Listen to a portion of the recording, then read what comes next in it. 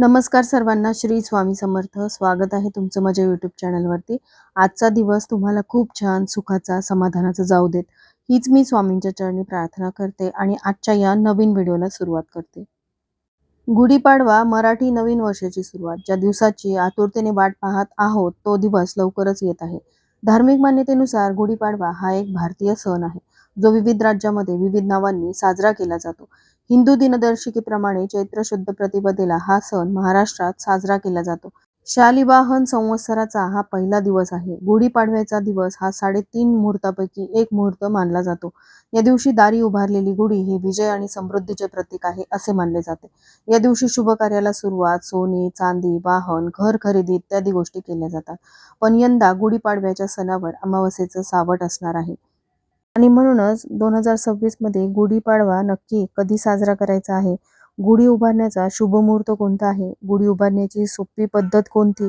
गुढी उभारताना तुम्हाला कोणता मंत्र म्हणायचा आहे? गुढी उतरवताना साहित्याचं काय करायचं आहे? याविषयीची माहिती आपण जाणून घेणार आहोत, त्यामुळे हा व्हिडिओ स्किप न करता शेवटपर्यंत बघा.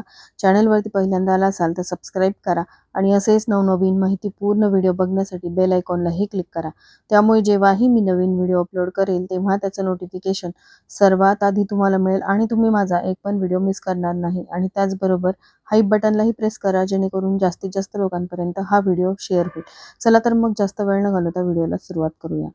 हिंदू पंचांगानुसार मराठी नवीन वर्षाची सुरुवात ही गुढीपाडव्यापासून होते आणि यंदा 2026 मध्ये 19 मार्च वार गुरुवारी आपण गुढीपाडवा साजरा करणार आहोत. मराठी कालगणनेनुसार वर्षातला पहिला महिना म्हणजे चैत्र महिना. जसा इंग्रजी महिन्यामध्ये जानेवारी असतो, तसा आपला चैत्र महिना आपल्या मराठी वर्षामध्ये एकूण 12 महिने असतात. तर चैत्र, वैशाख, ज्येष्ठ, आषाढ अशी ही मराठी नावं आहेत. ज्यामध्ये जी पौर्णिमा असते ती ज्या नक्षत्रात येते त्यावरून ठेवलेली ही नावं असतात. चित्रा नक्षत्रामध्ये पौर्णिमा आली तर तो महिना चैत्र, विशाखा नक्षत्रात म्हणजे तो महिना आला तर तो वैशाख, ज्येष्ठात आला तर ज्येष्ठ महिना अशी नावं पडलेली आहेत. आपल्या हिंदू धर्मानुसार आपल्याकडे नवचैतन्याचा महिना म्हणून चैत्राकडे पाहिले जाते. तुम्ही बघा, चैत्र पालवी वगैरे सगळीकडे फोडते, पण हिंदू कालगणनेनुसार पहिला महिना म्हणजे चैत्रापासून पुढे महिने सुरू होतात. जसं इंग्रजी महिन्यामध्ये जानेवारी ते डिसेंबर असे महिने असतात, तसेच आपल्या मराठी नवीन वर्षाचे देखील 12 महिने वेगवेगळ्या नावाने ओळखले जातात. आणि हा चैत्र महिन्यातील पहिला दिवस आहे. नवचैतन्य निर्माण झालेलं असतं. झाडांना अतिशय सुंदर पालवी फुटलेली असते. पुराणानुसार याच दिवशी ब्रह्मदेवाने सृष्टीची निर्मिती केली होती, म्हणून या दिवसाला अत्यंत पवित्र मानलं जातं. हा 3.5 शुभ मुहूर्तापैकी एक मुहूर्त असल्याने या दिवशी नवीन कामाची सुरुवात, नवीन संकल्प करणे, नवीन व्यवसाय करणे, नवीन नोकरी, जर तुम्हाला आध्यात्मिक साधना सुरू करायची असेल तर त्यासाठी सुद्धा हा उत्तम दिवस मानला जातो. यंदा 19 मार्च 2026 वार गुरुवारी गुढीपाडवा साजरा करण्यात येणार आहे. तसं तर 18 मार्च रोजी फाल्गुन अमावस्या असणार आहे. ती अमावस्या 19 मार्च रोजी सकाळी 6:53 असणार आहे. त्यानंतर दुसरा महिना म्हणजेच चैत्र महिना जो आहे तो सुरू होणार आहे. आणि जेव्हा चैत्र महिना सुरू होईल त्यावेळेसच आपल्याला गुढी जी आहे ती उभारायची असते. म्हणूनच यंदाचा गुढीपाडवा म्हणजेच गुढी उभारण्याचा जो शुभ मुहूर्त असणार आहे तो सकाळी 6:53 ते पुढचा असणार आहे. आणि या दिवशी जीही तुम्हाला घरामध्ये शुभ कार्य करायचे आहे ती देखील सकाळी 6:53 नंतरच करायचे आहेत, कारण त्याआधी अमावस्या असणार आहे. मग अर्थातच आपल्या देवघरातील देवपूजा देखील आपल्याला सकाळी 6:53 नंतर करायची आहे.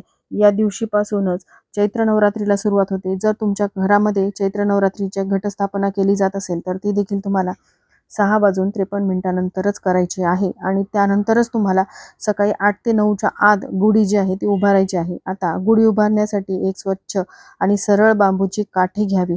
बरेच जण प्लास्टिकची काठी वापरतात, पण हे अत्यंत चुकीचं आहे.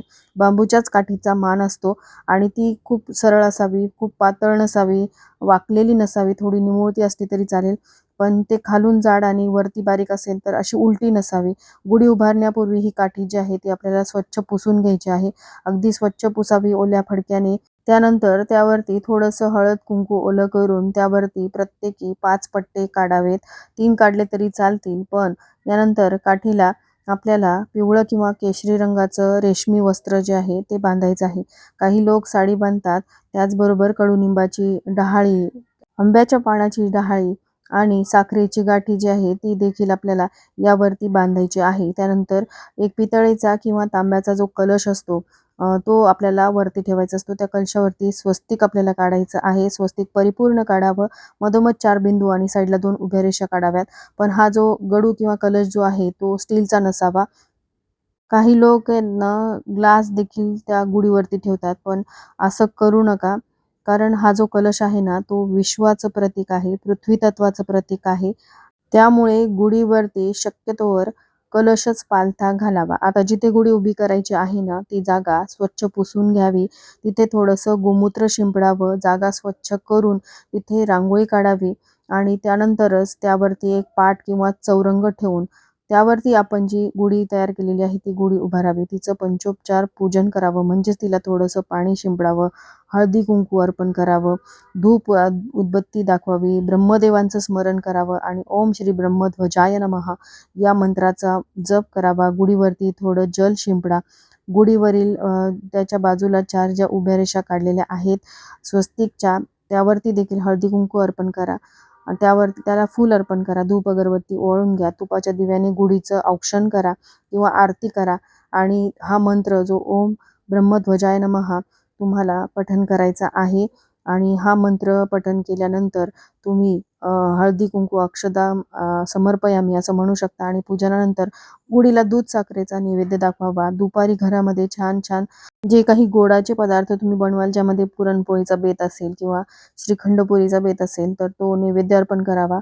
आणि या दिवशी कडुनिंबाची चटणी किंवा कडुनिंबाचा काढा जो आहे तो आवर्जून तुम्हाला अर्पण करायचा आहे. याशिवाय आपला नैवेद्य जो आहे तो अपूर्ण आहे.